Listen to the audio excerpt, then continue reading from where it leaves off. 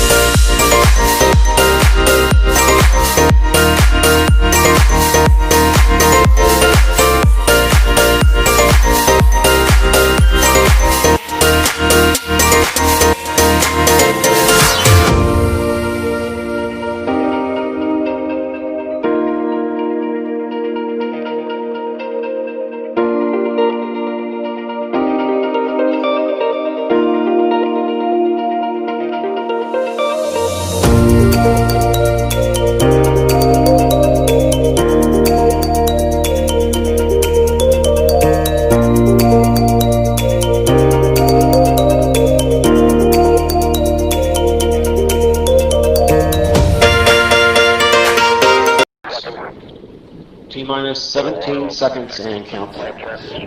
15, 12, 11, 10, 9,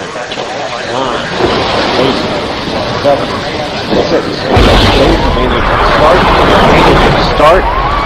2, 1, boost ignition, and liftoff of the Space Shuttle Discovery. Baiklah, setelah kalian menyaksikan video tadi, nah ada baiknya kita telah bagaimana konsep hukum kekekalan momentum yang terjadi pada roket air tersebut. Nah, sebelum kita menjelaskan bagaimana hukum kekekalan momentum pada roket air, apa dulu sih bunyi hukum kekekalan momentum itu? Hukum kekekalan momentum menyatakan bahwa jika resultan gaya yang bekerja pada benda sama dengan 0, maka momentum total sebelum tumbukan sama dengan momentum total setelah tumbukan. Berikut ini merupakan hukum kekekalan momentum pada roket air. Nah, terdapat pada gambar, ada dua gambar. Yang pertama, roket sebelum diterbangkan. Yang kedua, keadaan roket setelah bertumbukan dengan udara atau semburan angin. Jadi, dari analisis tabel yang sebelumnya, maka sesuai dengan konsep yang saya bilang bahwa tekanan sebelum tumbukan nilainya sama dengan tekanan setelah tumbukan. Jadi pada saat sebelum tumbukan atau sebelum diberikan gas atau udara dari pompa, maka tekanannya itu roket ditambah dengan air, karena posisinya itu cuma roket sama air, momentumnya cuma roket sama air. Kemudian tekanan akhirnya pada saat diberikan gas itu merupakan tekanan akhirnya dijumlahkan dengan roket yang terbangnya saja tidak menggunakan air, karena roketnya sudah terbang, airnya sudah keluar. Ya, maka P awal sama dengan P akhir, roket ditambah dengan air sama dengan roket ditambah dengan udara yang disemburkan. Maka sesuai dengan tabel yang sebelumnya, roket ditambah dengan air, momentumnya adalah buka kurung M besar ditambah dengan perubahan massa atau delta M tutup kurung dikali dengan V sama dengan roket momentumnya M besar buka kurung V ditambah delta V tutup kurung ditambah delta M buka kurung V dikurang U tutup kurung. Maka kita kalikan ke dalam kurung, V dikali M, maka M besar dikali V ditambah delta M dikali V, maka delta M V, kemudian sama dengan M dikali V, M besar kali V, M besar dikali delta V, maka M besar dikali delta V ditambah delta M dikali V, delta M V, delta M dikurang V berarti dikurang delta M U. Kemudian dicoret mana yang sama, yang sejenis, maka kita pindahkan ruas. Kan itu negatif delta MU, kalau kita pindahkan ruas jadi positif. Maka M delta V sama dengan delta MU, di mana M besar itu adalah massa roket sebelum bertumbukan. Kenapa saya buat M-nya M besar? Karena untuk penanda saja dengan satuan kilogram. Kemudian delta M atau perubahan massa dengan satuan kilogram. Kemudian V adalah kecepatan dengan satuan meter per sekon, dan delta V adalah perubahan kecepatan dengan satuan meter per sekon, dan U adalah kecepatan gas relatif terhadap tanah atau terhadap bumi, maka rumusnya meter per sekon.